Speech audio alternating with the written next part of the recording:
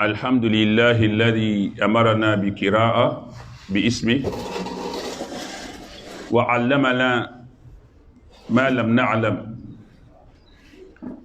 أحمده سبحانه وأشكره وأشهد أن لا إله إلا هو وحده لا شريك له وأشهد أن محمدا عبده ورسوله الأمين النبي الأمي صلوات الله وسلامه عليه وعلى آله وصحابته الكرام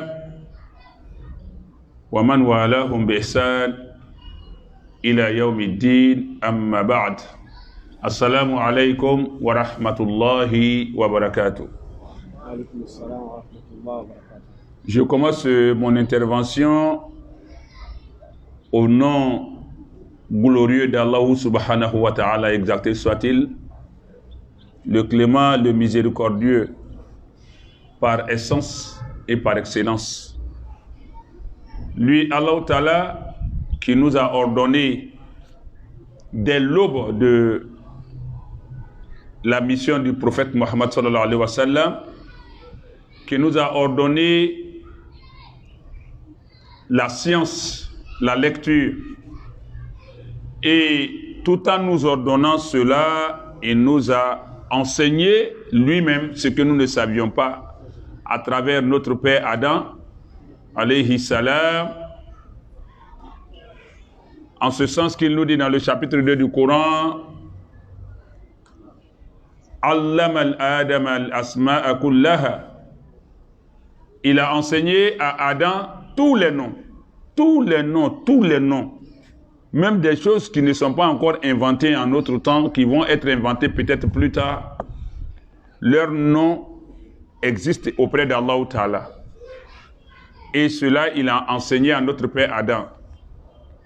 Donc Allah dit: Allama al-insan ma lam ya'lam. Il a enseigné à l'homme ce qu'il ne savait pas. J'atteste donc qu'il n'y a point de divinité digne d'être adorée si ce n'est ce Dieu-là, Allah seul. Il est l'unique sans associé.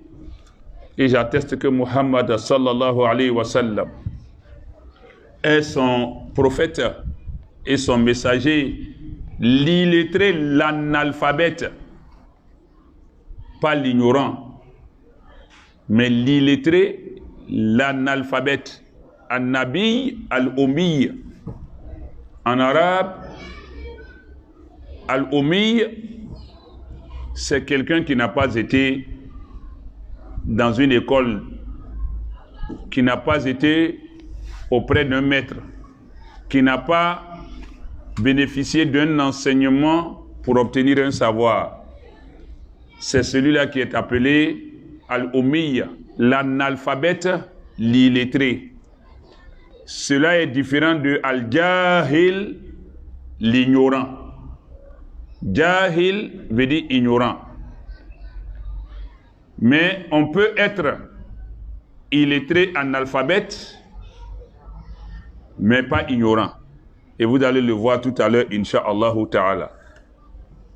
Et nous allons nous rendre compte que l'illettrisme, l'analphabétisme,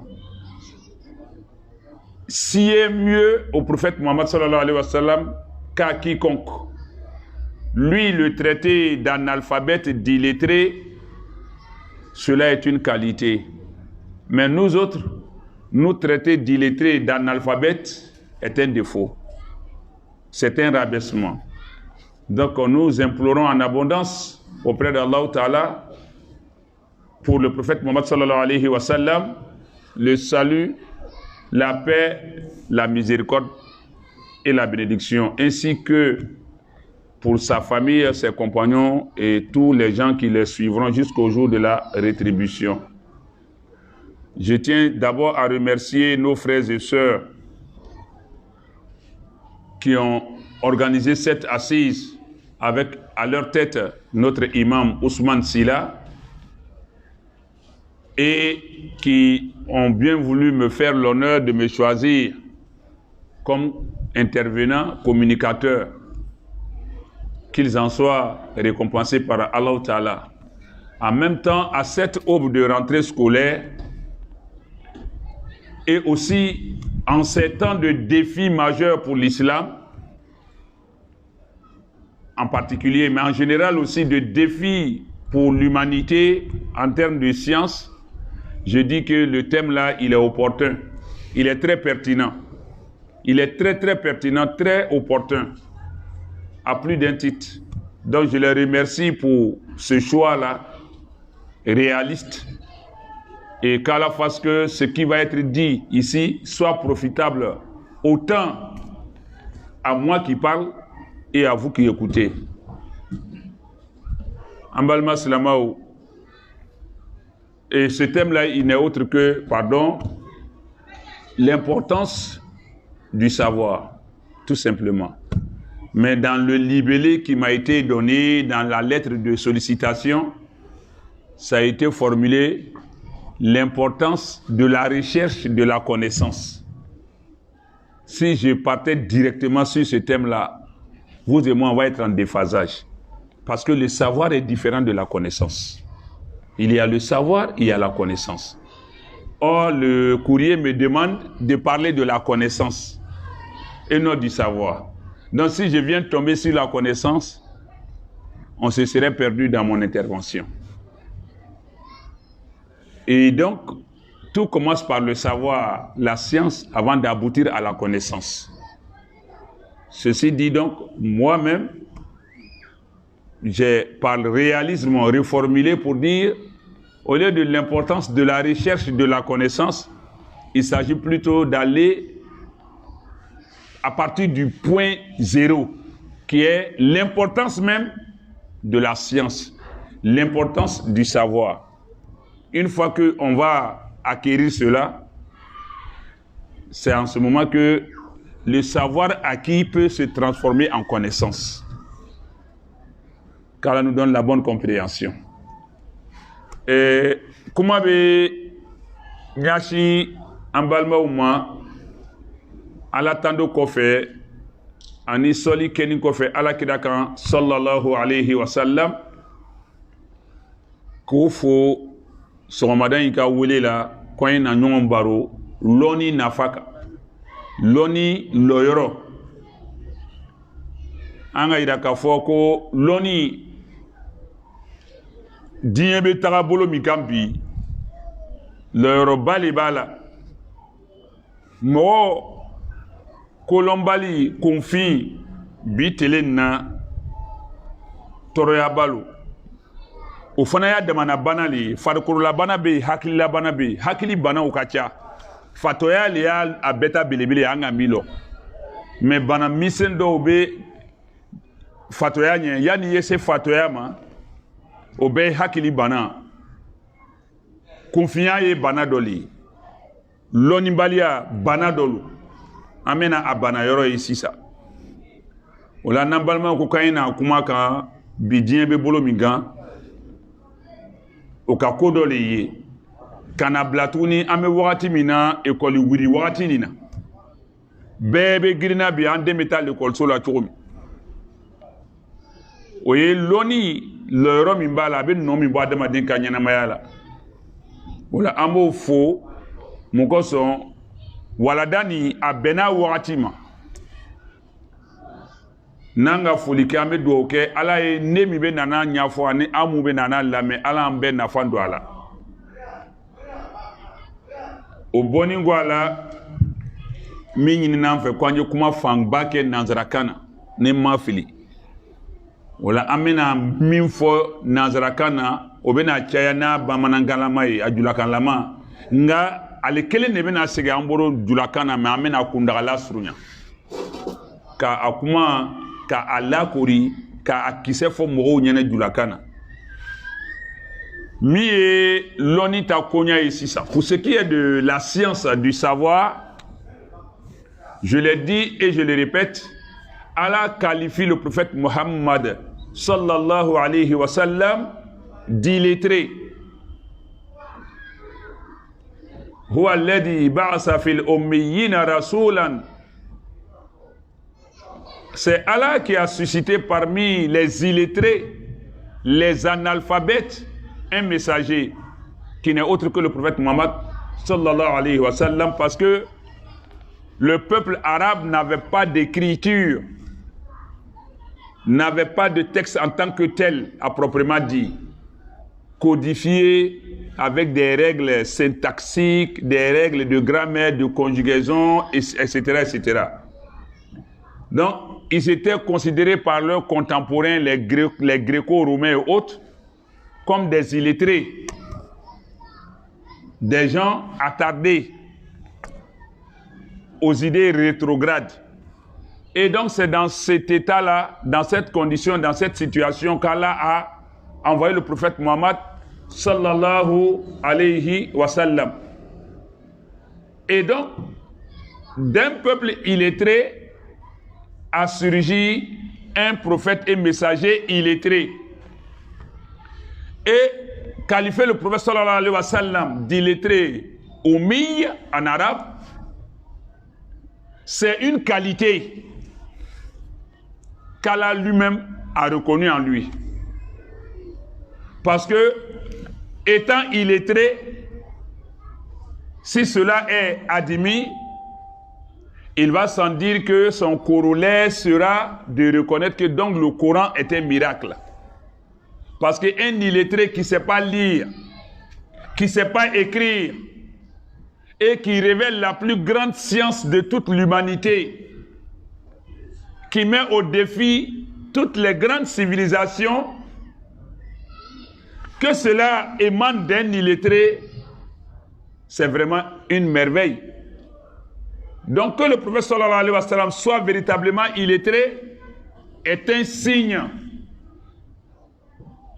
de la divinité, du caractère divin du Coran. Quelqu'un qui ne sait pas lire, qui ne sait pas écrire, qui transmet des paroles fortes, bien codées, bien agencées, bien cohérentes, comme le Coran,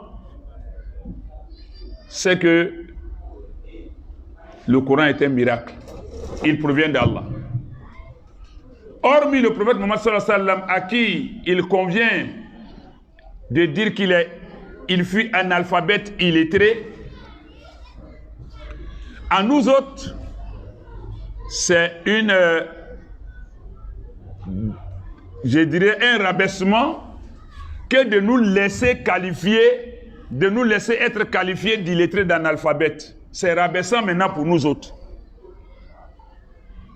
Et pour preuve, le prophète sallallahu alayhi wa sallam, quand l'ange Jibril alayhi salam est venu lui révéler le tout premier verset, Jibril alayhi salam lui a dit quoi? Ikra, lis. Il dit ma ana biqari, je ne sais pas lire, je ne suis pas capable de lire. Il lui a dit Ikra, lis. Il a répété ma ana biqari, je ne suis pas lettré, je ne sais pas lire. À la troisième secousse, à la troisième reprise, pardon, il a secoué en disant Ikra. Et le prophète a dit sallallahu alayhi wa sallam, Mada akra, je vais lire quoi? C'est là il a dit Ikra bismi rabbika alladhi khalaq. Lis au nom de ton Seigneur qui a créé. Et donc, lui, n'étant pas lettré, n'étant pas alphabète, il lui a été demandé de lire au nom d'Allah. Et partant de là, donc, notre religion, l'islam, c'est la religion du savoir par essence et par excellence. Nous l'admettons de fait, parce que nous le constatons réellement qu'il y a des musulmans ignorants. Au-delà de l'analphabétisme, de l'illettrisme, il y a l'ignorance. On peut être instruit, enseigné, sans savoir lire et écrire. Ça peut se comprendre. On peut être sachant, sans savoir lire et écrire. Mais quand on ne sait pas lire, on ne sait pas écrire, et on ne sait rien, c'est ça qu'on appelle ignorant. Nous avons plein de nos parents, nos vieux, nos anciens, qui renferment beaucoup de savoir. Mais c'est la science qu'ils peuvent transmettre oralement, par la voie orale. C'est des sciences très profondes. Ceux-là, ils sont illettrés, ils sont analphabètes, mais ils ne sont pas ignorants. Parce que ils ont une science utile qu'ils transmettent de génération en génération par la voie orale. Ce ne sont pas des ignorants. Mais aujourd'hui, au constat, nous voyons que non seulement nous avons des musulmans analphabètes, illettrés, mais ignorants. C'est ça où le bas blesse. Et jusqu'à ce jour, en ce 21e siècle, cela est inconcevable, inacceptable. En ce sens que le prophète sallallahu alayhi wa sallam nous dit, dans un hadith qui parle des droits fondamentaux, des droits élémentaires, les premiers droits de l'enfant sur ses parents. Il les a énumérés. Il dit haqqul walad ala walidi an yuhsina asmahu wa adabahu wa an yuallimahu alkitab wa rimaya wa sibaha wa alla yarzuqahu illa tayyiba wa an yuzawwijahu idha adrak ou kama qala alayhi salatu wassalam. Le messager d'Allah Muhammad sallallahu alayhi wa sallam a dit haqqul walad ala walidi, le droit de l'enfant sur son géniteur, son père notamment, lorsqu'il naît, an yuhsina asmahu, est de lui donner un bon nom. Et aussi une bonne éducation. Aujourd'hui, on ne parle pas d'éducation, on parle de la science du savoir. Mais je vais faire une petite lucarne, ouvrir une petite brèche sur l'éducation. C'est l'islam qui a préconisé ça. Dans aucune civilisation, vous n'allez voir un souci majeur pour l'enfant qui naît déjà. C'est l'islam qui, dès la naissance de l'enfant, je dirais même avant même la naissance de l'enfant, qui protège l'enfant sur tous les plans, jusqu'au plan éducationnel. Donc l'islam déjà préconise que dans les premiers droits de l'enfant, qu'il jouisse d'un bon nom et d'une bonne éducation. Mais hélas, nous sommes au regret de constater que les plus grands déviés, les plus grands vagabonds, vandales de notre société actuelle, ce sont des enfants ou même des adultes qui proviennent de notre communauté. Cela est difficile à dire, mais moi je le dis parce que c'est la vérité. Les grands microbes, je ne fustige pas ma communauté, mais je le dis pour qu'on se corrige, parce que nous on ne mérite pas ça. Les grandes filles prostituées aujourd'hui, débauchées, perverses, ce sont nos jeunes filles, nos jeunes sœurs musulmanes. À la gare, dans les rues, dans les bars. Les grands vagabonds, les bandits, les plus grands impolis, ce sont nos jeunes frères, les apprentis baka, les balanceurs, comme on le dit, avec les chauffeurs. Ils sont désagréables, discourtois, arrogants dans leur discours et dans leur comportement. Chauffeurs de Woro Woro, baka, et j'en passe. Ce sont nos enfants. Et pourtant, c'est de chez nous que les autres devaient prendre l'éducation. Parce que l'islam, le prophète l'a dit, c'est parce qu'on a rejeté par derrière nous, par devers nous, les recommandations du prophète. Or, Allah nous dit dans le Coran, au chapitre 20, Surat At-Taha, verset 124, وَمَنْ أَعْرَضَ عَنْ ذِكْرِي فَإِنَّ لَهُ مَعِيشَةً ضَنْكًا. Quiconque se détourne de mon rappel, qui dit le rappel d'Allah veut dire aussi Sentence du prophète Mohammed sallallahu alayhi wa sallam. Quiconque se détourne de ça mènera une vie pleine de gêne, pleine de troubles, de difficultés, d'embarras. Si nous abandonnons les enseignements de notre religion, nous nous retrouverons dans une situation inconfortable. C'est à cela que nous assistons. Donc du coup, l'éducation de l'enfant est un des éléments fondamentaux de notre religion. Et le troisième droit de l'enfant sur ses parents, que le prophète nous dit sallallahu alayhi wa sallam, wa an yu'allimahu al-kitab, et aussi que le parent enseigne l'écriture à l'enfant. Qui dit enseigner l'écriture veut dire en même temps la lecture. Parce que quand tu vas dire à l'enfant d'écrire quelque chose, il faut lui dire qu'est-ce qu'il a écrit. Et du coup, en lui enseignant l'écriture, tu lui enseignes aussi la lecture. Tu lui dis écris ça là, on appelle ça la A. On appelle ça la B. On appelle ça la C. En lui enseignant l'écriture, tu lui enseignes la lecture.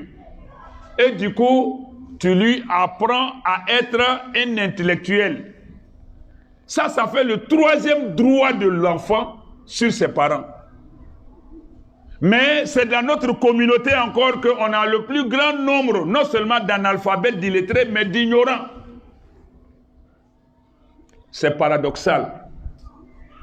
Or, ailleurs, tu ne verras, ou du moins, très rarement, tu verras où il est préconisé qu'il faut prendre l'enfant en charge depuis sa naissance. Mieux que l'islam, il n'y en a pas. Mais c'est nous qui avons le plus délaissé ces instructions-là, ces consignes-là, ces orientations, ces directives au profit des autres.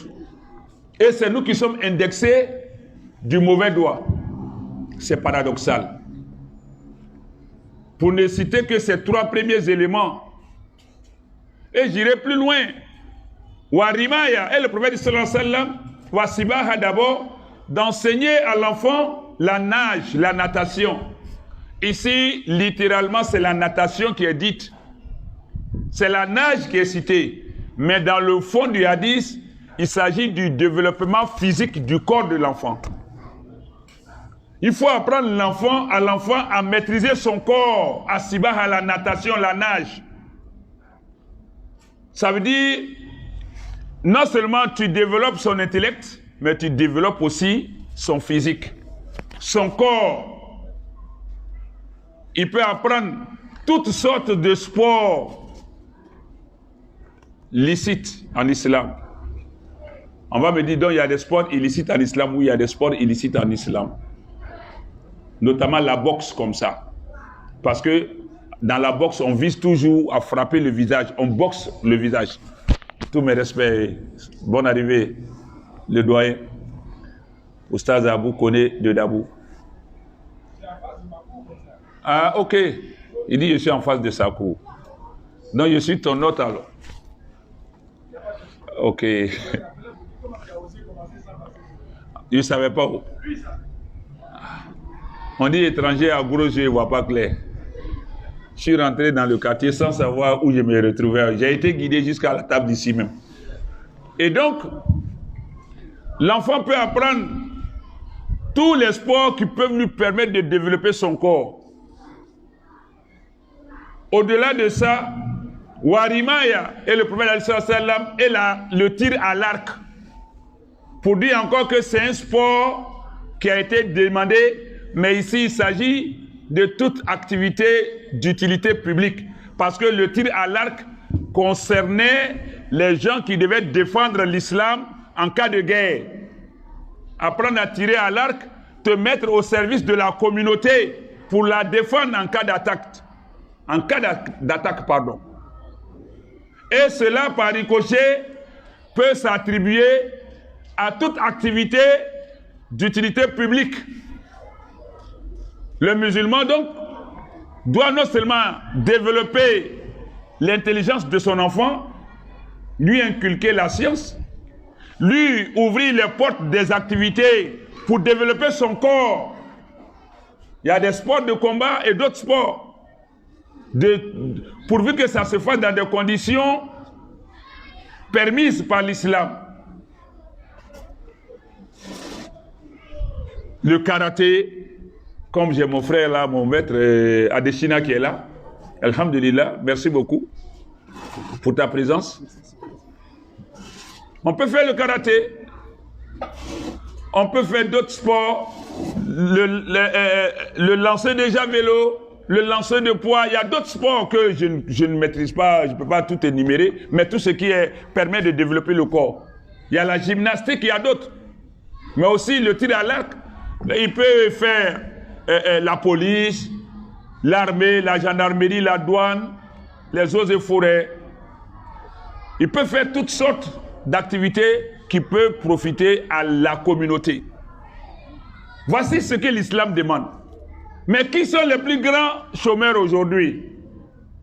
Nous avons refusé à la base la science, le savoir, l'école. Au sommet, nous nous retrouvons en train de planer dans le vide. Nous avons refusé d'envoyer nos enfants à l'école, qu'on a traité d'école moderne, de mécréance, qu'africalan. Eux, pour lire nos lettres, avant, il n'y avait pas les SMS, il n'y avait pas les emails, c'était les lettres qu'on envoyait de village en village. Quand on veut envoyer une lettre quelque part, on appelle un élève de l'école qu'africalan pour venir lire, pour venir écrire la lettre. Il vient faire Kafri Severi pour nous. Quand on reçoit une lettre, on cherche un élève là pour venir lire le courrier pour nous. Lui, il peut lire en français, mais il ne peut pas bien traduire en doula. Donc, souvent même, on dit que Dendo Ourla, lui, te dit, le vieux, on dit que l'enfant là est décédé. Il te traduit le courrier comme ça. Parce que c'est qu'Africalan. Donc, on a refusé d'envoyer nos enfants à l'école.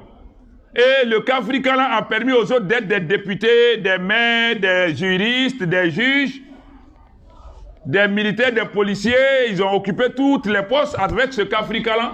Nous, on dit, Brahma Madou, va au champ. Il va le foro là. Va au marché, on va vendre. Prends une caisse de sirah, tu vas le cirer. Si tu prends une assiette de bananes, de mangue, de coco, d'orange, va vendre. Ou tout simplement, on dit, il faut être apprenti baga, apprenti ceci, apprenti cela. C'est à ça qu'on s'est consacré. Ou bien va surveiller le chantier du papa, parce qu'il a l'argent, il est en train de construire des bâtiments, des maisons, des immeubles. L'enfant, il passe son temps à surveiller le chantier. Pendant que les autres là, ils font Kafri Kalan. Maintenant, ils font Kafri Marassi, nous maintenant, on crie. Maintenant, il y a Kafri gouvernance sur nous.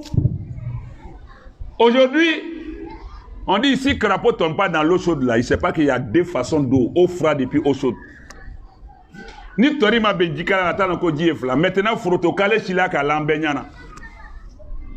Il est arrivé un moment où tu arrives dans des bureaux, on te demande, ton accoutrement même fait qu'on ne te reçoit pas.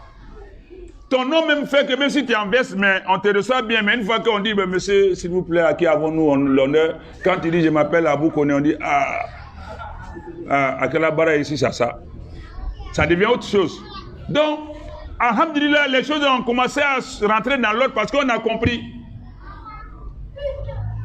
Donc ça, c'était la première étape de l'importance de la science. Ce n'est pas un plaisir, c'est un devoir pour le parent d'instruire son enfant, de l'enseigner. Et le prophète nous dit, sallallahu alayhi wa sallam, dans un hadith, il dit, utlubul ilm min al-mahad ila al-lahad. Recherchez le savoir, la science, du berceau au tombeau. On ne finit pas d'apprendre et on ne doit pas cesser d'apprendre. Du berceau au tombeau. Du premier pain qui t'accueille à ta naissance au dernier pain qui va t'accueillir à ta mort, le linceul.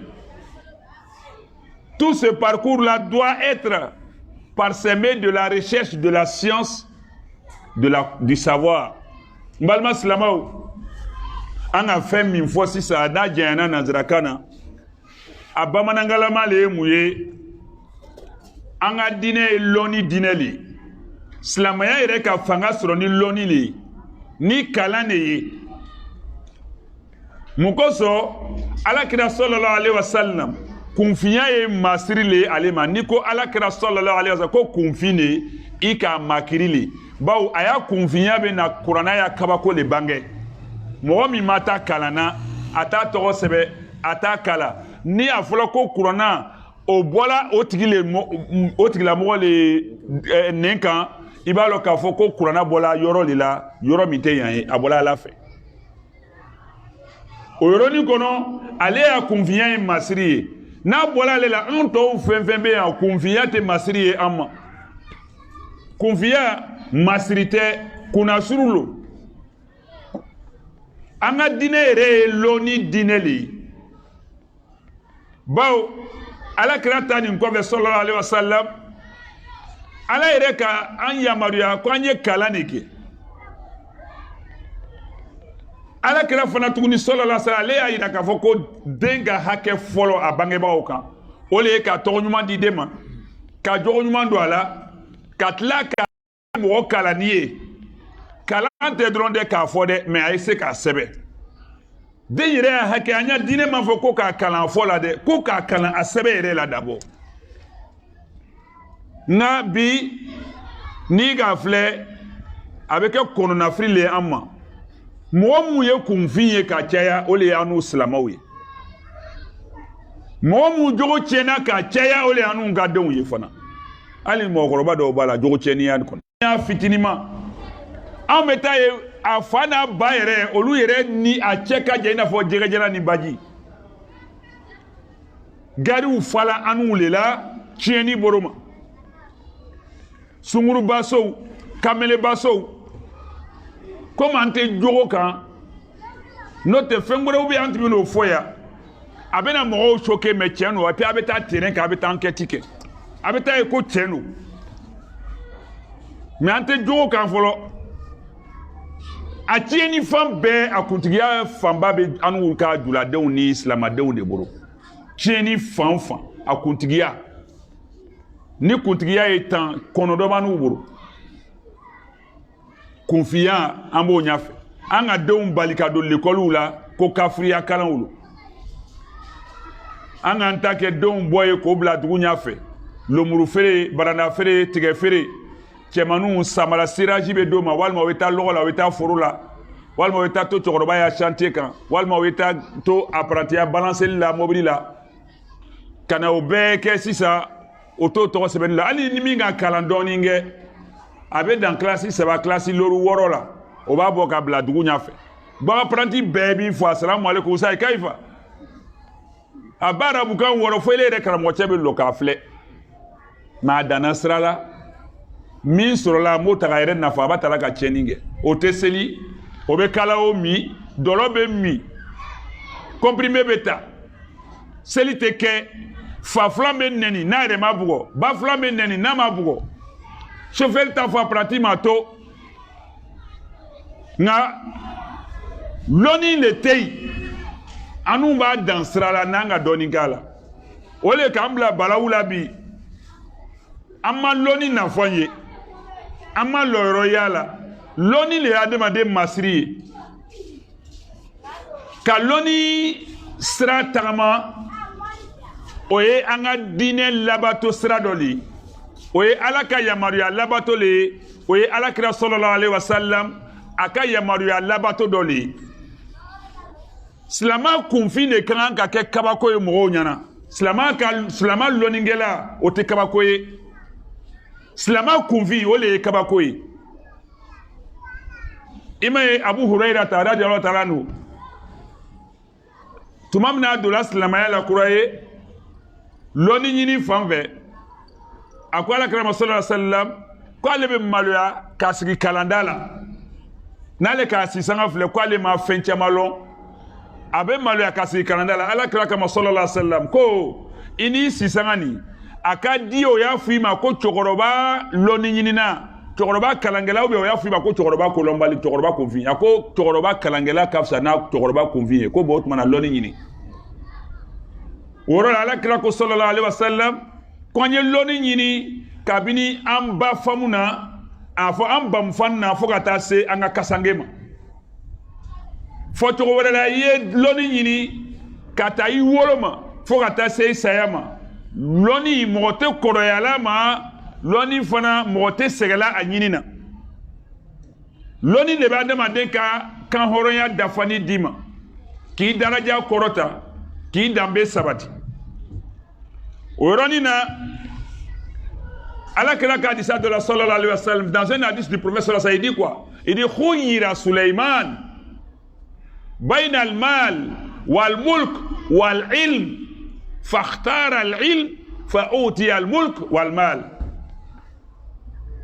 Le prophète a dit sallallahu alayhi wa sallam que le prophète Sulaiman, le roi Sulaiman qu'on connaît, Salomon, le roi Salomon, celui dont la royauté, le règne, la souveraineté n'aura d'égal sur terre.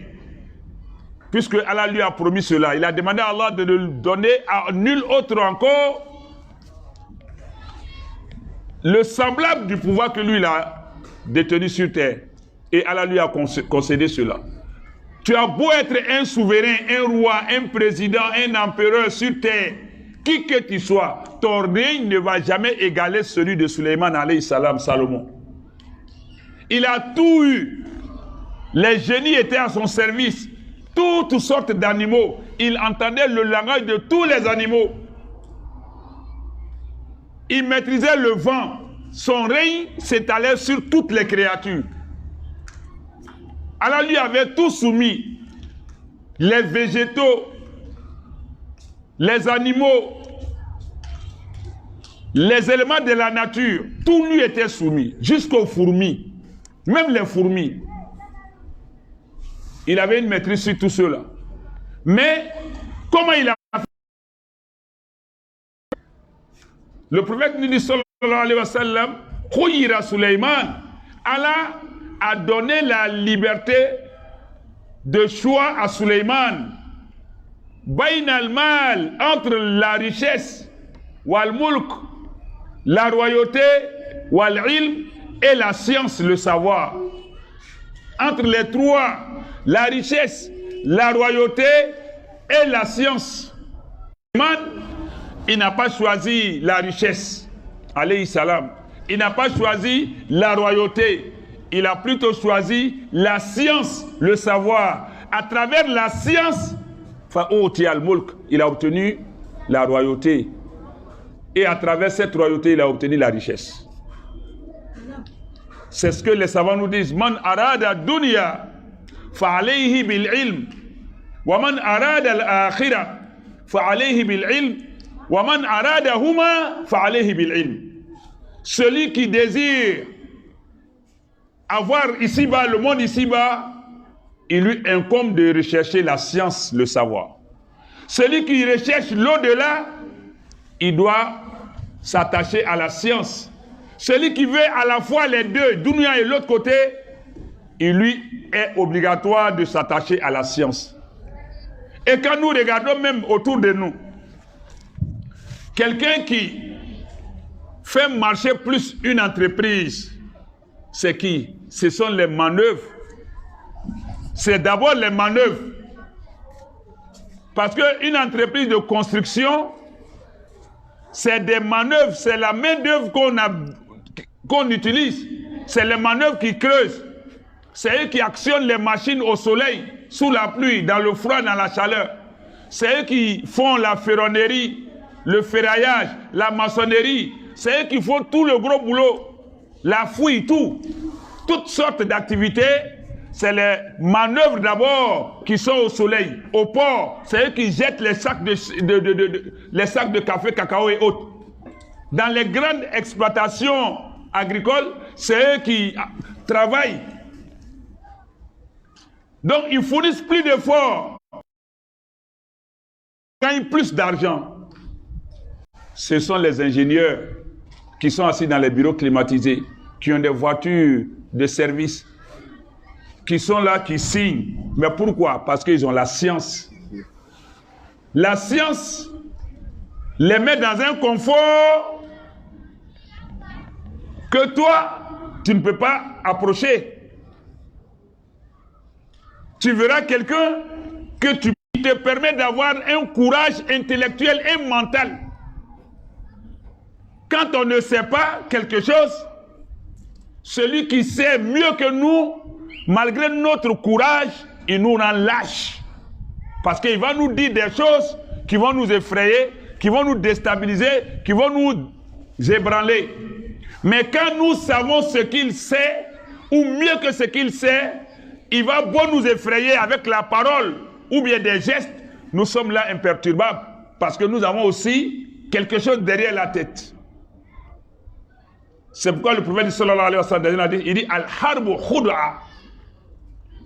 Al-harbu khud'a. D'autres diront khid'a. Il dit la guerre c'est la ruse. La guerre c'est la stratégie, c'est le stratagème. Et c'est celui qui a le plus de stratégie en termes de mental, d'esprit, qui gagne dans la guerre. Une guerre se gagne par la stratégie, pas forcément par les armes. Mais la stratégie, elle émane d'où? De la science, du savoir. Le musulman donc ne doit pas se priver de ce privilège-là. La clé du bonheur qu'Allah nous a donné ici-bas, c'est la science.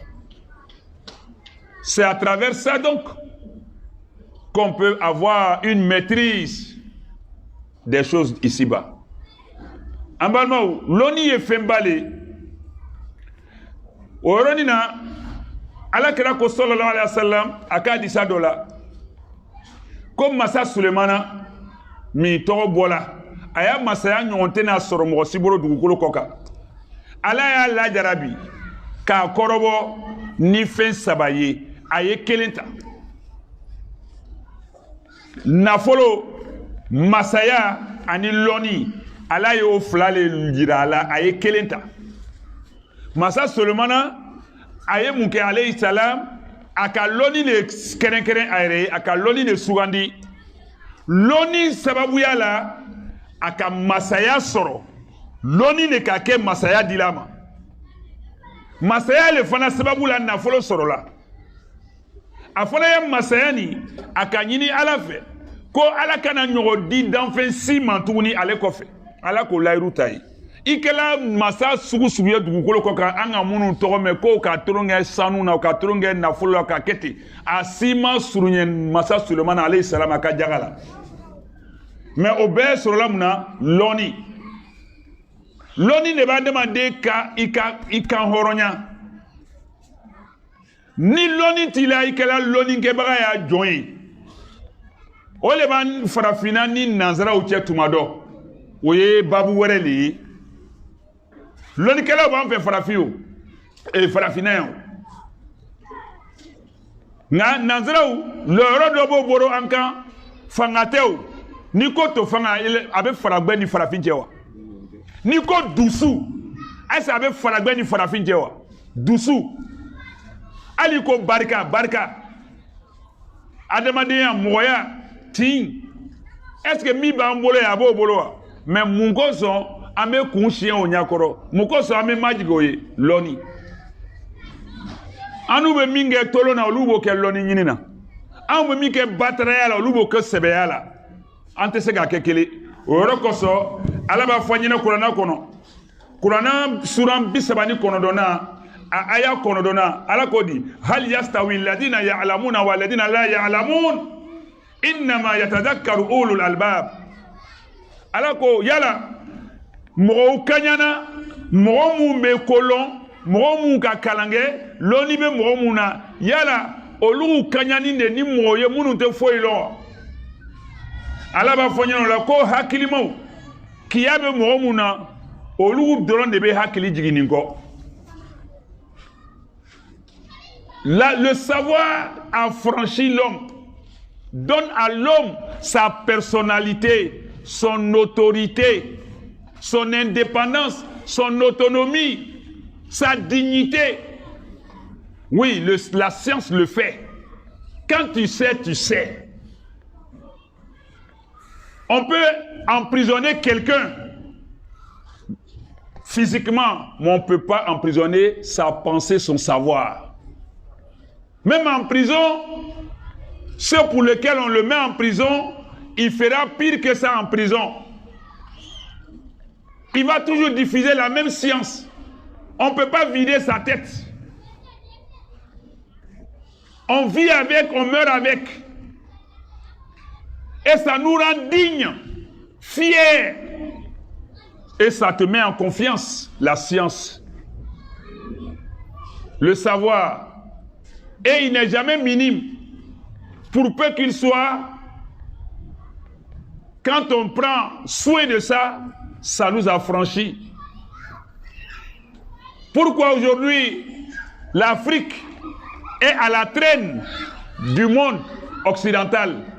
Pourquoi en Occident encore, entre eux, les uns sont à la traîne des autres? Les Américains sont au-dessus de tous. Et cela est reconnu. Parce qu'ils ont les grands cerveaux. Les grandes inventions aujourd'hui se font où? À la Silicon Valley aux États-Unis. La Silicon Valley aux États-Unis. Les grandes inventions se font là-bas.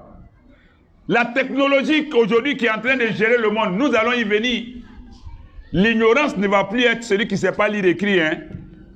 L'ignorant, dans quelques années, là, sera celui qui ne sait pas maîtriser, utiliser l'outil technologique, informatique. Les ignorants de demain, là, tu sais lire, tu sais écrire, tu fais tout, mais tu ne sais pas utiliser, faire usage de l'outil informatique, là. Toi, tu seras l'ignorant de demain. Donc, autant commencer à te mettre à jour maintenant, là, en apprenant à lire et écrire. Parce que l'ignorance va atteindre un niveau où toi, au moment où tu penses que tu es intellectuel, on se dit, mais regardez cet ignare-là. Parce que toi, tu seras à un stade précaire, à un stade dépassé, rétrograde. C'est ce qui se passe en Occident. Et c'est cette concurrence aujourd'hui qui fait que les États-Unis et puis la Chine sont en concurrence avec la 4G, la 5G. C'est ça aussi, les gens s'étonnent de voir que tous les Occidentaux se réunissent contre la Russie, ils n'arrivent pas.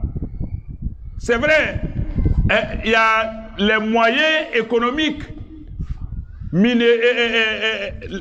minerai, le gaz et autres, mais il y a le cerveau. Les Russes aussi, ils ont le cerveau. Aujourd'hui, là, on parle de guerre froide. C'est quel genre de guerre? C'est la guerre des cerveaux. C'est la guerre des cerveaux. Est-ce que nous, en Afrique, nous, on peut rentrer dans la guerre froide? Des gens qui ont des dents bien solides là, et ils sont là à se battre pour cure-dents. Toi qui n'as même pas encore poussé des dents, ou bien tes dents sont cassées. Toi, tu as fait quoi dans parole de cure-dents? Quand on dit la guerre froide là, c'est la guerre des cerveaux. Ça même, c'est plus grave que la guerre chaude qui est guerre armée. Est-ce qu'il y a bombe aujourd'hui entre Iran et puis les Occidentaux? Mais pourquoi ils sont en palabre? Parce que c'est l'arme nucléaire. Si l'Iran n'a pas de cerveau, l'arme nucléaire, ils vont fabriquer ça comment? La Corée du Nord, Pyongyang ou bien quoi là même là, hein? C'est Pyongyang non. Lui aujourd'hui là, si aujourd'hui il tient tête aux autres là, lui seul, c'est parce qu'il a travaillé la tête, il a fabriqué quelque chose avec le cerveau aujourd'hui là. Faites, on va voir. C'est ça au fait. Là, j'ai dit, le savoir affranchi. Ça met l'équilibre dans le respect. Mais nous, en Afrique, malgré notre volonté, notre courage, nous, on n'est pas encore au stade de la guerre froide. Nous, on est au stade de la servitude froide. La soumission froide. La résignation froide. On se révolte, on ne veut pas CFA, on ne veut pas ci, on ne veut pas ça. Et puis le lendemain, on dit, si Allah donne poisson au chien, il va prendre. Sinon, ce n'est pas son manger. On va se résigner. On va monter, on va sauter, car après, on revient sur terre. On dit, Nalaka Djega de Uruma Vamuna. Parce que l'unité, en Magnanini, Allah dit dans le Coran, au chapitre 39, Surat Rum, les Gréco-Romains, verset 9, il dit Hal yastawi alladhina ya'lamuna walladhina la ya'lamun. Est-ce que ils sont égaux. Ceux qui savent et ceux qui ne savent pas. J'ai donné l'exemple d'une entreprise où quelqu'un a un diplôme plus élevé que pour toi. Tu as plus de force que lui, plus de courage que lui, plus de charge que lui, mais il touche plus que toi. Parce que c'est son cerveau, son savoir, sa science qu'il a mis en pratique. Hormis cette étape, Allah Ta'ala nous exhorte donc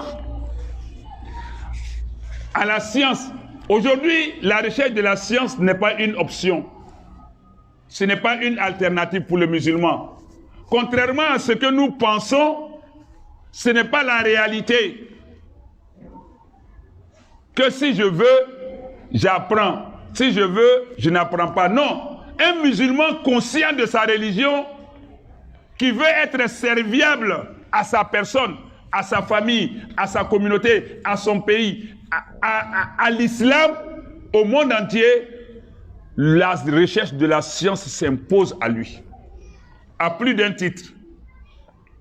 C'est pourquoi le prophète nous dit, sallallahu alayhi wa sallam, dans un hadith, il dit, Uqdu aliman, ou muta'alliman, ou mustami'an, ou muhibban, wa la takunil khamis, fatahalik. Le prophète nous dit, sallallahu alayhi wa sallam, il dit, soit du nombre des savants, en d'autres termes, soit un savant, soit un sachant, kun uqdu aliman, soit un savant, ou muta'alliman, si tu ne l'es pas, il faut être en voie de l'être, soit un apprenant. Si nous aimons notre professeur Hassan, nous le respectons, soit un apprenant, ou muta'alliman. Si tu n'es pas un apprenant, ou mustami'an, alors sois quelqu'un qui écoute beaucoup les savants. Tu n'es pas savant, tu n'as pas l'occasion d'aller apprendre. Arrange-toi pour être quelqu'un qui écoute les savants. Ou muhibban, ou encore attire-toi les faveurs, ou encore cherche à te trouver dans la sphère, dans l'entourage de ceux-là. Des savants, des apprenants ou des gens qui écoutent pour pouvoir en profiter. Wala takunil khamis, ne sois pas la 5e catégorie, sinon tu vas te ruiner. Et cette 5e catégorie, c'est celui qui n'est ni savant, ni apprenant, ni celui qui écoute les savants, et aussi il s'éloigne, il n'aime pas cela. Ça veut dire lui il est ignare, il n'est même pas ignorant, il est ignare. Or, quand on n'a pas de science jusqu'à ce point, on se ruine, on s'auto-détruit. Ça, c'est ce que le prophète nous dit, sallallahu alayhi wa sallam. Allah kirako sallallahu alayhi wa sallam, l'oni va demander, yabi kan horonya. Ibe boy yere kalama. Ibe boy ina kun kalama diena. Ibe boy tara kun kalama lara. Ibe boy ka dine kalama. Côté tuikan, côté barila. Al na kela mene chokoba la bao ima tuire bolo. Wole ko sako anyanjija anke loni ke bagaye. Tela musola. Ni ma ke loni ke bagaye. Iji ya ye ka nyini bagaye. Kana sege. Mokorobaya kana ibla kwete loni nyini. Na folotiya kana ke kwete loni nyini. Fantaya kini décourager loni nyini ngoro. Ke loni nyini bagaye. Ni ma ni nsi ma soro. Iji ya ye toki tolo maden loni nge baofe. Ni ma ni ma soro. Loni baga oye diaye. Kalangela mi ba nyini na oye diaye. Mi rebe toka loni nge bao lame. Oye diaye. Iye nataye ke odoye. Oya nani ye. Kuiji ya ikana ke mo loruna ye. Mi ite loni ngela ye. Ite loni yini baga ye. Ite loni ngela lame baga ye. Mo mi yere fana kanu be kanu otri fana mandiye. Elebe kumfiye. Kuibi yere makosa. Nanga boy ambadeu. Ala kira sallallahu alayhi wa sallam. Le prophète nous dit dans un autre hadith, sallallahu alayhi wa sallam, il dit ashaddu nas hasratan yawm al-qiyamah rajulun amkanahu talabul ilm fi dunya falam yatlubuhu wa rajulun allama ilman fantafa'a bihi man sami'ahu minhu duna. Le prophète nous dit sallallahu alayhi wa sallam, il dit les hommes qui vont le plus regretter, qui vont être les plus frappés par le regret, le remords, l'amertume le jour du jugement dernier, ashaddu nas hasratan yawm al-qiyamah, les gens qui seront les plus dans le regret le jour du jugement dernier, rajulun amkanahu talabul ilm fi dunya falam yatlubuhu. Un homme, ça prend aussi une femme qui a eu l'occasion d'apprendre la science, qui a eu l'occasion de se faire enseigner et qui ne l'a pas fait. Dans ce monde-là, il va regretter amèrement le jour du jugement dernier.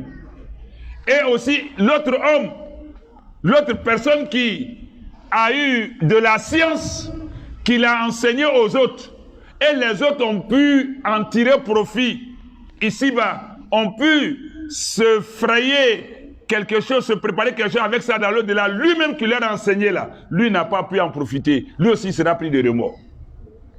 Celui qui a eu l'occasion d'apprendre et qui ne s'est pas investi dans le sentier de la science va regretter amèrement le jour du jugement dernier. Celui aussi qui, détenant la science, qui la diffuse, la propage, l'enseigne, et les autres ont pu s'en servir, en profiter, lui, non, il sera pris de remords, ces deux personnes-là.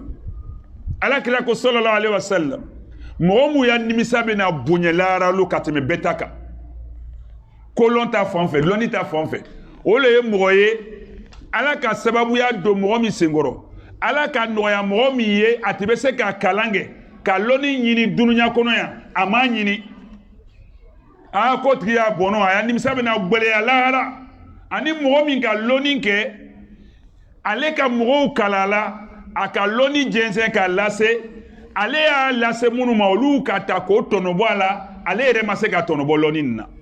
Kwa bina nimisa lahara fo ka tɛmɛ. Loni ye fɛn ba le an ka diinɛ kɔnɔ, an ka na tolon kɛ a la. An ka mɛn muso ni firiyamuso lo, cɛ ti b'a bolo, cɛ t'a bolo, a ma dɔ wɛrɛ sɔrɔ. Cɛ ni muso ti b'a bolo, a ma muso wɛrɛ sɔrɔ. Dentigi le a den bɛɛ sala.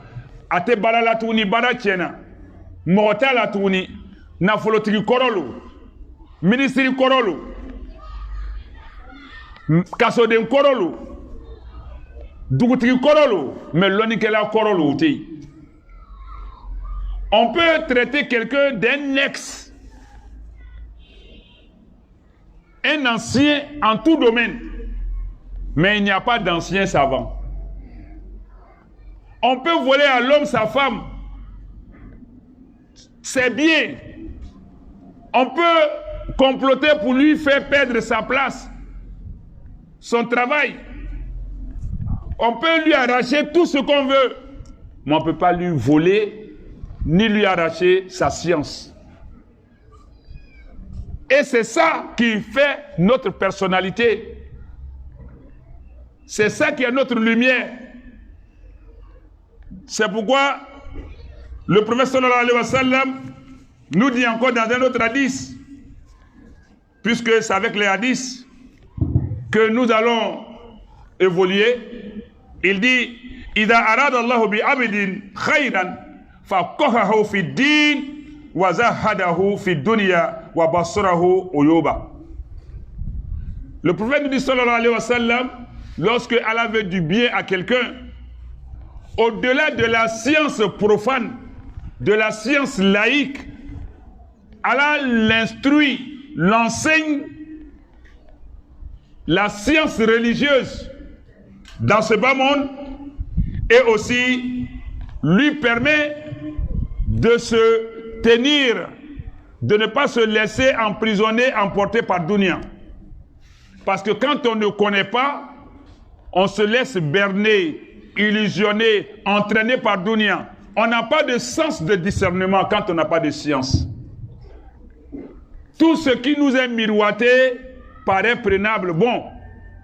Mais c'est grâce à la science que nous arrivons à avoir un sens de discernement, une faculté de raisonnement pour faire la part des choses. C'est pourquoi le prophète sallallahu alayhi wa sallam, si Allah veut du bien à un serviteur, au-delà de toute la science profane que nous pouvons accumuler, il nous donne une plus grande science encore, la science pointue, précise, qui est la science religieuse. Iza arada Allahu bi abdin khayran, si Allah veut du bien à un serviteur, faqahahu fi din, il l'instruit dans la religion maintenant. Parce que la science profane, elle est là sans tri. Au point même que les blancs même eux-mêmes disent que science sans conscience n'est que ruine de l'âme. Et la conscience de la science, c'est la science religieuse. L'âme de la science, c'est Allah qui est dedans. Quand Allah n'est pas dans une science, elle est nulle. Elle n'est que ruine de l'âme. Et donc Allah t'instruit en religion pour te permettre maintenant de faire la part entre l'humain et l'animal, entre l'humanité et la bestialité, l'animalité. Tu ne te comporteras pas comme un animal. Malgré la grande science qu'on a dans le monde aujourd'hui, le monde va à la dérive, à la perversité, à la dépravation, à la débauche. Plutôt que de prendre cette science pour vivre heureux ici-bas, en toute dignité humaine, la science nous ramène à un niveau de bestialité, d'animalité. Au point qu'aujourd'hui, ça nous met en défiance vis-à-vis du Seigneur. En désobéissance vis-à-vis du Seigneur. Nous nous prenons pour des dieux, des créateurs. Ça aussi, c'est parce que Allah n'est pas dedans. C'est pourquoi le prophète du sallallahu alayhi wa sallam, si Allah veut du bien à quelqu'un, il te donne la science profane. Tu peux être un grand technicien, scientifique, dans la science profane, mais encadré par la science religieuse, par les directives de la religion. Et en ce moment donc, le prophète nous dit sallallahu alayhi wa sallam, ça te permet d'avoir de la retenue dans ce monde. Wazahadahu fi dunya. La science religieuse te permet d'avoir de la retenue dans ce monde. Wabasorahu. Et aussi ça te permet d'avoir une lucidité, une clairvoyance dans ce que tu dois ou ne dois pas faire. Donc nous on a du chemin. En tant que musulmans, nous devons nous procurer la science profane, mais aussi la science religieuse. Pendant que les autres se concentrent seulement sur la science profane, comment vivre ici-bas, comment jouir ici-bas. Le musulman qui va rester dans cette logique-là, tu te mets en retard. Un musulman, même si tu sais inventer une voiture, tu maîtrises l'outil informatique, technologique, tu travailles à la NASA, tu es un astronaute, un spationaute, quelle que soit la science profane, humaine que tu auras, en tant que musulman, tu dois parfumer ça avec la science religieuse. En ce moment, Allah te veut du bien. Tu es un grand scientifique en mathématiques, en physique, en chimie, en électronique, en informatique, en médecine, en agriculture, en météorologie. Tu as toutes les sciences. Tu es un expert. Mais si Allah n'est pas dedans à travers la science religieuse, tu ne fais que ruiner ton âme parce que ta science se limitera ici-bas. C'est pourquoi quand Allah veut du bien de toi, non seulement il va t'instruire en religion, cela va te permettre de recadrer, d'orienter, d'encadrer la science profane. En ce moment, les manipulations génétiques, les inséminations artificielles, les sciences contre nature, toi tu pourras y mettre de l'ordre. La science législative, exécutive, à travers les pouvoirs des gouvernants, des législateurs, tu as la science, tu as étudié les droits à l'université, à l'école de l'administration, tu as toutes ces sciences, en plus de la science qu'Allah t'aura donnée de la religion, ça te permettra de canaliser pour comprendre qu'un homme ne peut pas faire enfant avec un homme. Une femme ne peut pas faire enfant avec une femme. Quand on parle de laisser la liberté de choix de l'orientation sexuelle, qu'on n'est pas garçon ni fille, on devient garçon et fille. Ça, c'est la conception des Blancs.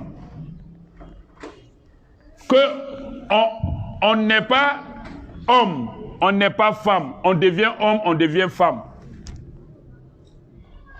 Ton sexe, tu ne choisis pas, mais ton orientation sexuelle, tu choisis. Tu es né garçon, mais tu choisis d'être femme, que tu es libre d'être femme. Tu es né femme, tu veux être garçon, tu es libre de devenir femme et de devenir homme. En ce moment, en tant que femme, tu peux marier une autre femme. En tant qu'homme, tu peux être marié à un autre homme. Ça, c'est l'animalité, c'est la bestialité. Quel que soit le développement, l'évolution de nos sciences humaines, sociales, il y a des limites. Et en même temps, eux-mêmes marchent à contrario. Et des musulmans, des soi-disant musulmans, ne voient pas de mal à cela. Pour dire, mais on est dans un monde de libre arbitre. On est dans un monde de liberté d'expression, de liberté de ci, de liberté de ça. Mais en même temps, on dit non, 2 femmes mariées doivent adopter un enfant. 2 hommes mariés doivent adopter un enfant. Et cet enfant deviendra quoi? Un homosexuel aussi ou bien une lesbienne si c'est une fille? Donc plus tard, la société va être pervertie. Il faut des contrepoids, des contre-courants, des oppositions à cela. Mais quand on est ignorant, on va faire du béni, oui, suivre les gens. Hormis cela, on parle de fête des pères, fête des mères. Si 2 hommes se marient, 2 femmes se marient, qui deviendra père, qui deviendra mère demain? On va fêter qui? Donc, du coup, quand on n'a pas de science, on ne peut pas avoir d'argument pour s'opposer à la forfaiture humaine. Mais pour pouvoir t'opposer à ça, il faut un argumentaire. Mais l'argumentaire repose sur quoi? Sur la science. Le monde va à la dérive. Mais comment le ramener dans la bonne voie? Si toi-même tu es ignorant, si tu es analphabète, tu es illettré. Donc le musulman a plus que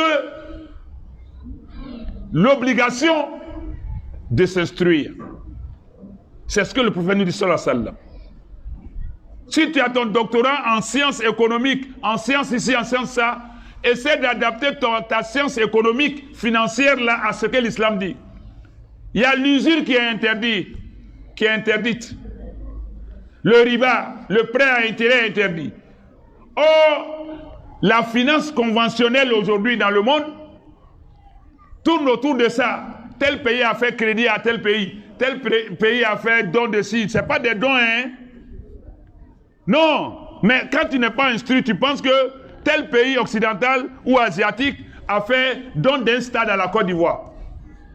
On dit qu'ils ont offert un stade à la Côte d'Ivoire. Ils ont offert telle chose au pays. Allahu Akbar. Quand on est ignorant, on tape des mains, alors qu'au fait, c'est en violation de certains principes d'Allah. C'est des jeux souterrains, de l'usure sous d'autres formes. Toi, le musulman, tu peux travailler à la banque, mais comment? Tu vas travailler dans les finances, mais comment? Préserver seulement ton diplôme en foulant au pied les principes de ta religion, en plaçant ta confiance en les gens et en doutant de la capacité d'Allah à te satisfaire. C'est ça aussi.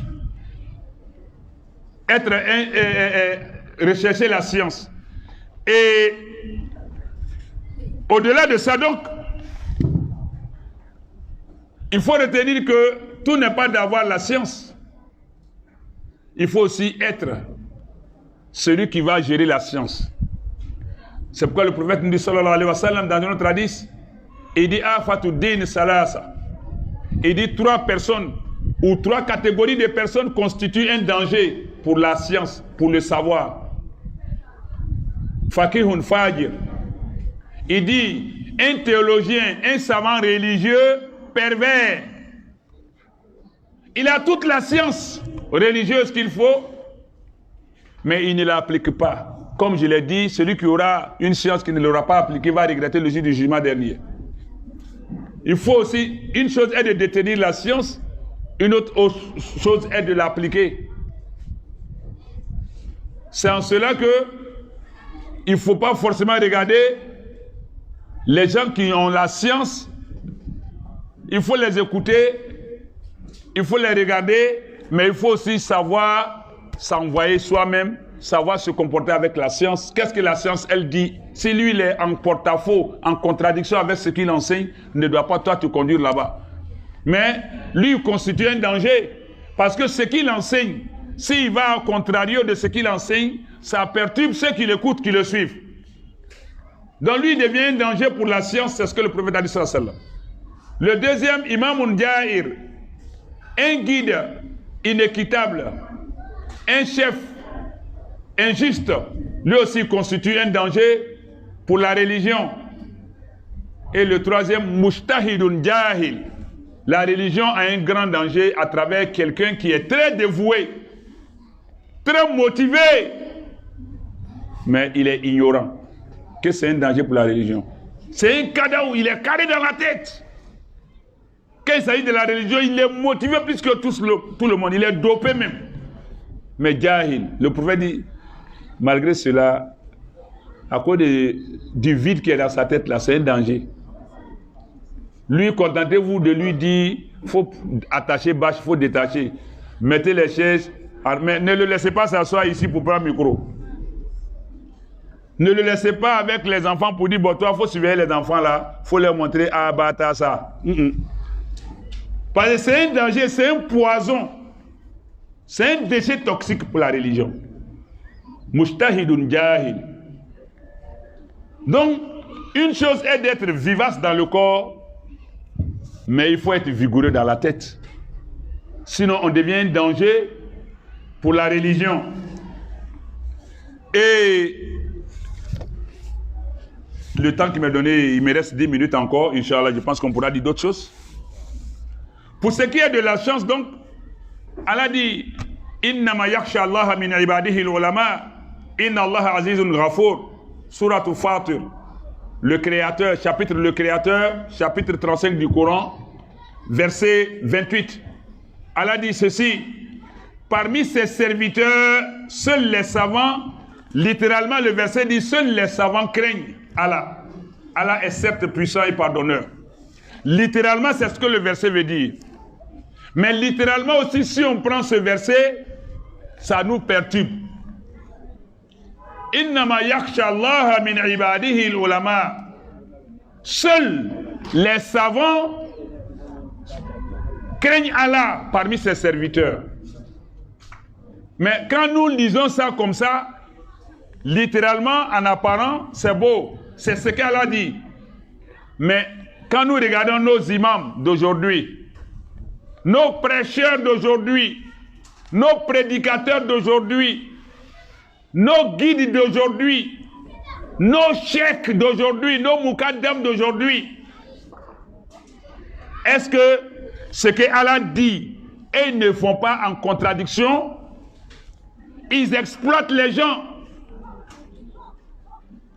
Ils sont pervers, débauchés. Parce qu'ils trichent avec la religion. Ils mangent la chair de leurs disciples, de leurs fidèles, de leurs adeptes, et ils boivent leur sang. Ils croquent leurs os. Ils veulent s'enrichir aux dépens des autres, en leur disant ce qui n'est pas à dire, en leur permettant l'illicite, la danse, les mèches, les fossiles. On a plein de choses, de mensonges.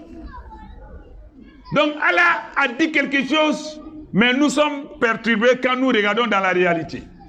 Donc, le sens profond de ce verset, Innama yakhsha Allah min ibadihi ulama, normalement les gens les mieux placés pour craindre Allah parmi ses serviteurs, ça doit être les savants. Ce verset stipule que les savants doivent être les mieux ancrés à craindre Allah du fait de leur science. C'est pourquoi le hadith du prophète sallallahu alayhi wa sallam, Fakihun fajir min afati din. Un théologien, un savant, un guide, un imam, un prédicateur, un prêcheur pervers est un danger pour la religion. Parce qu'il a une science qu'il ne met pas en pratique. Puis, il met en pratique ce que la science même condamne. Ça laisse perplexe, ça perturbe ceux qui le suivent. C'est pourquoi le verset ne veut pas dire forcément que quand on a la science, on craint Allah.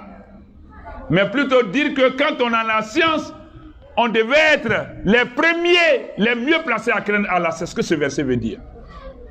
Et pris dans ce sens, nous constatons que, alors à travers ce verset, on peut blâmer tel imam, tel prêcheur, tel prédicateur, parce que le verset dit que c'est eux-mêmes qui devaient être les exemples. Mais sa science ne lui profite pas. Et si toi, tu te concentres, tu te contentes de l'ignorance, tu vas subir les caprices, la voracité des mauvais guides. Les gens disent ailleurs, quand on t'envoie, ça va t'envoyer. Il ne faut pas te contenter de la science de celui qui est devant toi pour te guider. Toi, lui, sa science ne te dispense pas de la science. Sa science peut être un moyen de motivation pour toi. Ça peut être un soubassement pour toi, pour rechercher toi-même ta science ou pour approfondir ta science. Il ne faut pas être à la solde des seuls chercheurs, des seuls détenteurs d'une supposée science.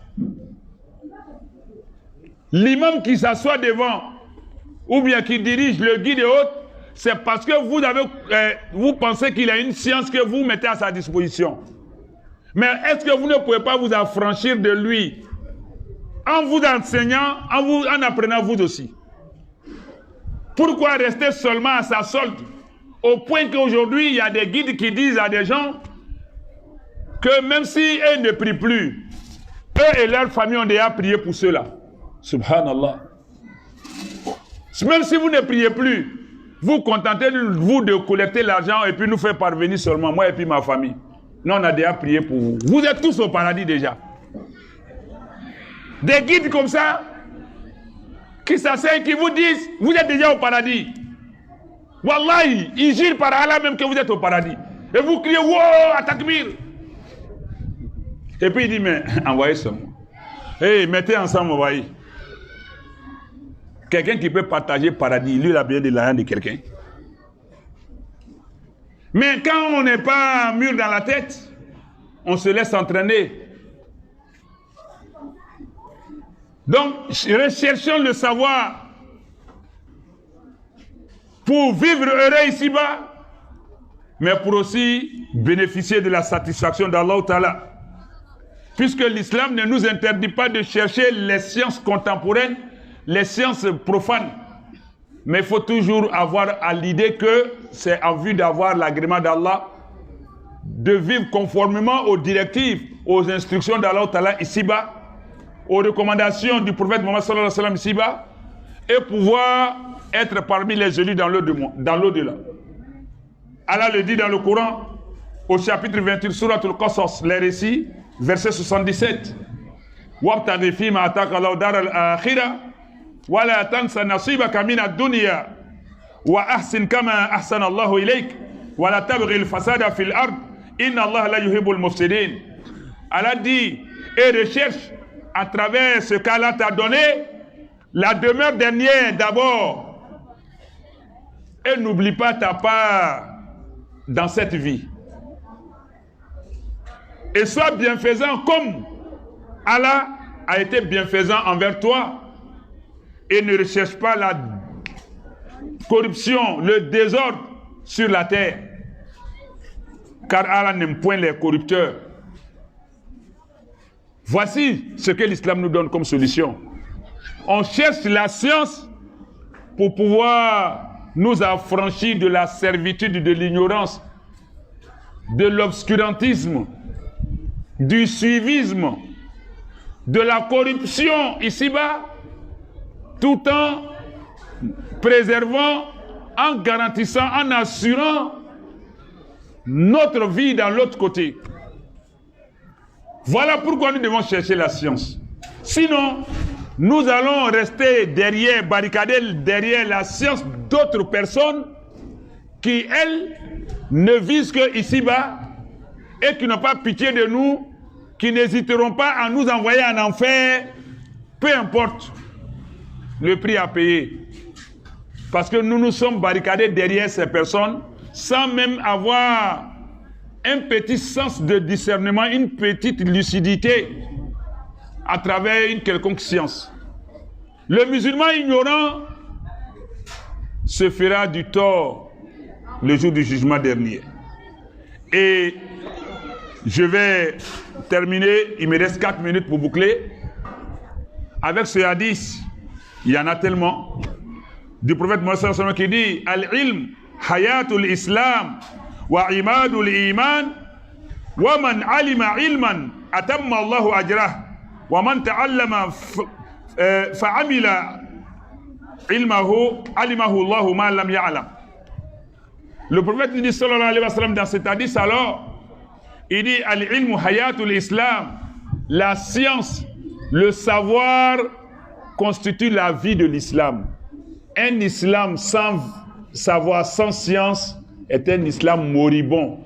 C'est un islam agonisant. C'est un islam aléatoire. C'est un islam précaire. Un musulman ignorant est un musulman de seconde zone. C'est un musulman figurant, accompagnateur, spectateur. Il ne fera que subir et il ne contribue pas à faire vivre l'islam. Il n'apporte pas sa contribution à l'islam. C'est ce que le prophète nous dit sallallahu alayhi wa sallam dans cet hadith. Il dit al-ilm, la science, le savoir, hayatul islam, c'est la vie de l'islam qui est en jeu à travers la science. Aujourd'hui, il n'y a plus de combat armé. Les bandits de grand chemin, les terroristes qu'on appelle djihadistes et autres là, ou bien les islamistes, ça n'existe pas en islam. Mais les occidentaux se servent de ça pour s'attaquer non seulement à l'islam, mais pour faire s'attaquer des musulmans à l'islam. Parce qu'ils ne comprennent pas le mécanisme. Quand on dit les musulmans tuent, terrorisent, sont adeptes de la violence à travers les djihadistes, les islamistes, des musulmans aussi, dans des grains. Moi-même, j'ai honte d'être musulman. Quand je regarde les bandits là, les djihadistes là, vraiment moi-même, ils font honte à l'islam. Qui vous a dit qu'il faut ça au nom de l'islam? L'islam n'a jamais préconisé ça. Mais les Occidentaux créent des concepts dans une guerre d'idéologie.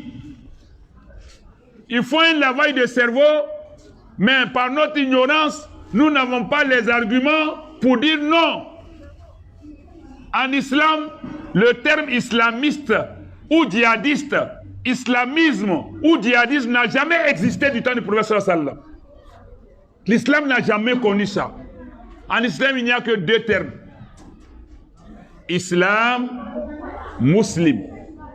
Islam, musulman. Islam et non islamisme. Musulman et non islamiste. Ceux-là, ce sont des mouvements. L'islamisme, les ismes là, généralement, c'est des mouvements politiques ou autres. Un islamiste, c'est quelqu'un qui adhère à un mouvement. Le djihadisme est un mouvement et le djihadiste est un adepte d'un mouvement. Du temps du prophète sallallahu alayhi wa sallam, il n'existait que le djihad. Et celui qui fait le djihad est appelé Moudjahid. Le Moudjahid est le djihad. Et non le djihadiste et le djihadisme.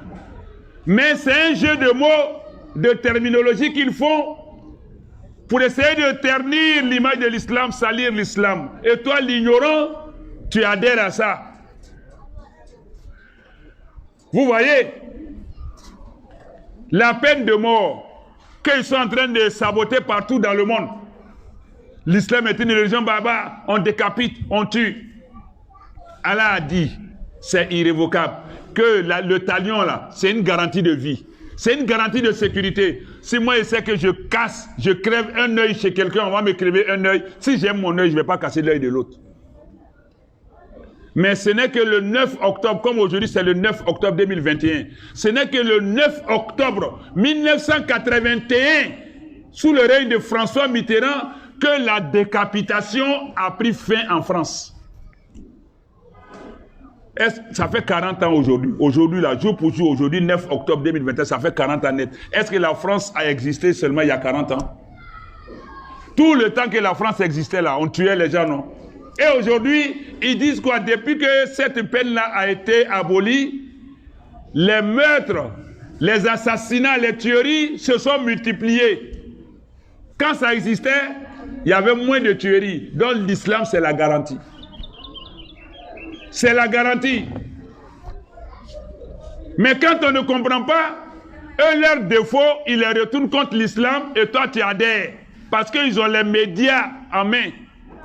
Ils maîtrisent la communication. Un musulman ignorant est un danger pour sa religion. Le prophète dit donc dans ses hadiths, Al-ilmu hayatul islam. La science, le savoir, constitue la vie de l'islam. Wa imadul iman. La science est un pilier, est le pilier de la foi. Ça permet à la foi de s'enraciner, de ne pas être secoué, de ne pas être remué. On n'est pas ébranlé par les artifices, les frayeurs du monde. Nous sommes sereins avec le Coran et la sunna du prophète sallallahu alayhi wa sallam. C'est ça le musulman, il n'est pas ébranlé, il n'est pas intimidé. Sa foi reste imperturbable tant qu'il y a un peu de science. Et il continue, Waman alima ilman, atamma Allahu ajra. Quiconque apprend une science quelconque, mais de surcroît en vue de servir sa religion, Allah complète, parfait son salaire. Il apporte un plus à son salaire. Waman ta'allama fa'amila alimahu Allahu ma lam ya'lam. Et celui qui apprend une science et qui la met en pratique, Allah lui enseigne ce qu'il n'a jamais su. Mettre en pratique ce que tu sais, avec sincérité, te conduit à savoir ce que tu ne savais pas, sans l'entremise de quelqu'un. Allah même t'inspire cela, tu le sais. Et c'est ça aussi qui différencie les savants, les sachants. Parce que ils arrivent à faire des développements de certaines choses, à expliquer des choses qu'ils n'ont appris nulle part. C'est ce qui fait la différence entre les experts. On peut étudier dans la même école, auprès d'un même maître, mais ne pas avoir le même raisonnement par notre comportement, notre application de ce qu'on a appris. C'est Allah même qui se charge de t'enseigner ce que tu ne sais pas et de te mettre en exergue parce que ce que tu as appris, tu mets en pratique. Ça, c'est le prophète qui nous dit sallallahu alayhi wa sallam. Wakati mi dilama sela atemena miniti nani ka kuma ni kundala che julakana ambalmao loni loro ka bo anganyana maya kono a loro ka bo atese ka fo kaba ambe do le fo ala an yere ka min fo mese ka fo ana min laben kana atlane anga fo nie a bete se ka fo ko beka ka berebe loni be mo ka horonya dima abiki yere taye abiki ala sagoye iteke mo sagoye iteke mo fe mo ye ite tu mo ko saga ala me girina mo munu ko koloni ke ba lo karama o almamulo mune ko blanya tenya te wari te foite o anwa kala na ole ka mbla ko me a chema be o tleninte abalu tala le kale re nafa akobe ta kalu la to mina makutala here lo here ta makutala ale aka here suralu fe ola bela jeni kan ka loni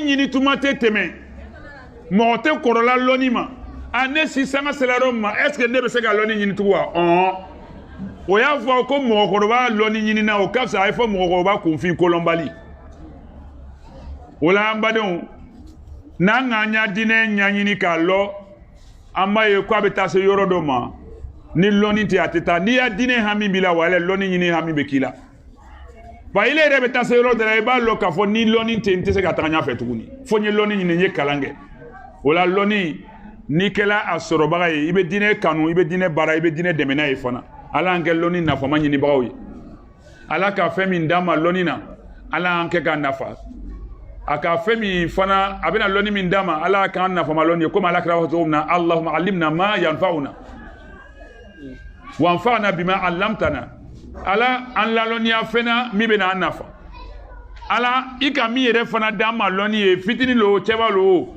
akeka an nafa bo fana allahumma inni a'udhuka min ilmi la yanfa ala metanga nyini fe ka bo loni ma mitena nafa dunya ni lara ala kira do le tuini sallallahu alaihi wasallam ale bile école de munu betala l'école la ala ka lo roba duma amé min fo ambalma nyene islama aya don de l'école la aya don de l'école la namba don fe namanya dine fe namanyere fe aya don de l'école la aya don de kalana almi be l'école la iya to nateta l'école la lomina iye karamota mimbo kalandine na walma o eta yoro la yoro mi dine kalambe kala quartier kono karamodon association don me nyo sororom na kadine kala ide comme il était ka karamota ka kalanson kono dembla eta kalangay kana dembali ka do l'école la ni fara ka dendo kalana alhamdulillah bi kalangayro nanzara kalambe kala dine kalambe kala ni fana ka do duguma kala na oubien kala na mi nanzara kalantei nanzara metri do nyini mimbe to ka kala nanzara la walima ablakata kudiswa ke yorodo aya loni flakafu no kala nanzara o te se dine ni ngoro bon anu bebe na sakoni sans que me ko fe anu cité na ka dugolo kan 100 ans après aujourd'hui là vous et moi on sera terre sous terre et terre sans que me ko fe enfin be en cité na kei ma ya sura nga non toyi ande un kana ta jiwo yo fe oyeke policier oyeke gendarmerie oyeke militaire oyeke asugube douanier eaux et forêts garde pénitentiaire oyeke docteur ye oyeke pilote ye ka dine kalan faraka silamaya lebe gagner ala famia ko madama akana nyine jatime de unko dendo be o fa sala ba sala do rebe mi ka ka lo no yote obe bolon fait na ba don la ta l'école so là si vous donnez vous scolarisez vos enfants n'oubliez pas les orphelins n'oubliez pas les démunis muso do be demba boro moté mi be den à l'école sala mi be den do l'école là mi be école minan sa mi be l'école fanissa anye hine nyona soutenons-nous mutuellement dans ce sens ka dendo ya kalansara di ko ya l'école fait assuré. Voilà la baloyer. L'islam c'est ça aussi. La solidarité, la compassion, l'entraide. Dans la canne na yoroni fanako ambe folie di anya damana nyamo. Oui. Quand c'est bon, il faut apprécier et remercier. Mais quand c'est pas bon, on dénonce, on condamne. Nous remercions nos autorités pour le souci qu'elles ont aujourd'hui d'améliorer la science, le savoir, l'école. Oui, les jalons ont été posés par la ministre précédente de l'Éducation nationale, Kandia Camara. Nous la remercions avec toutes les autorités, y compris le chef de l'État, pour cet effort qu'ils ont bâti depuis leur avènement. C'est ce qui a valu que les écoles confessionnelles islamiques aujourd'hui soient reconnues et mises en valeur. Sinon, nous étions sous la tutelle du ministère de l'Intérieur, dans l'informel, comme si c'était des moutons qu'on encadrait. Comme si c'était des animaux qu'on encadrait. Les enfants n'étaient pas considérés. Or, c'était des milliers d'enfants qui étaient dans la rue comme ça. Et le nouveau pouvoir a bien voulu jeter un regard de ce côté. Ça a permis de retirer beaucoup d'enfants de la rue et de donner un nouveau visage à nos écoles qui sont partis du stade d'école boutique où on prenait un seul magasin, on mettait du CP1 au CM2 dedans. C'est les rangées qui étaient les classes. Cette rangée c'est CP1, ça c'est CP2. Souvent même une même rangée est divisée en deux. Devant c'est CP1, derrière c'est CP2. Dans ce tohu-bohu, alors que tous sont des enfants du pays, ils sont venus mettre de l'ordre dans ça. Ça fait qu'aujourd'hui, les écoles sont en train de se concurrencer. Les deux enseignements sont faits. Nous remercions nos autorités pour ça. En temps venu, on va en parler. Maintenant, aujourd'hui, je me sens d'autant plus heureux encore de la nouvelle ministre, Maria Toukone, avec son équipe, qui, une fois arrivée, en prenant la relève de l'équipe précédente, ont fait les états généraux de l'éducation nationale. Ils se sont rendus compte qu'il y avait encore des insuffisances à corriger. Regardez aujourd'hui, nos jeunes filles portent toutes des jupes longues maintenant. Regardez maintenant, tous les collèges, les jeunes filles portent des jupes paysannes, des jupes bien volantes. L'indécence, la dépravation, la sexualité désordonnée n'aura plus sa place à l'école. L'ordre est en train d'être mis en valeur. Et la dictée revient à l'école. Il faut que la chicotte aussi revienne. Ça va venir doucement. Mais je la salue pour l'effort qu'elle est en train de faire. Mais ils n'ont qu'à nettoyer les alentours des écoles. Les écoles là sont étouffées, asphyxiées par les commerces. Tu viens, tu cherches une école, tu ne sais même pas où l'entrée se trouve. Il faut respecter l'école aussi. C'est le temple du savoir. Il faut nettoyer les abords des écoles. Je m'en fous de ce que les commerçants me diront. Il faut nettoyer les abords, les alentours des écoles qui sont étouffés, asphyxiés. Les hôpitaux sont asphyxiés. Regardez l'hôpital général d'Adjamé. Les hôpitaux sont asphyxiés. On ne peut même pas savoir par où l'entrée se trouve. Et dire que c'est des malades qui ont besoin de repos qui sont là. Que les écoles, on a besoin de silence. Je ne dis pas que les églises ne sont pas... Mais jusque-là, je cherche les églises qui sont asphyxiées, il n'y en a pas. Mais les mosquées sont devenues des centres commerciaux. Hein? Les mosquées aussi sont asphyxiées. Parce que les commerçants ont pris en otage les mosquées. Et même prient même pas. Il est l'heure de prier. On fait azan. Il y a du bohu. Tohu bohu. Azan n'est pas écouté. L'ikama est fait. Il y a du bruit. La prière est en cours. Il y a du bruit. Les fidèles ont du mal à passer pour aller prier et à sortir de la mosquée. Tout ça au nom de quoi? Donc il faut aussi que nos autorités religieuses prennent leurs responsabilités pour nettoyer les abords des mosquées. Et nos autorités politiques et administratives prennent leurs responsabilités pour nettoyer les abords des écoles et des hôpitaux. Sur ce, merci pour votre écoute. En d'autres temps, Inch'Allah, nous allons parler d'autres choses. Dans le même contexte, Inch'Allah. Salam alaikum wa rahmatullah.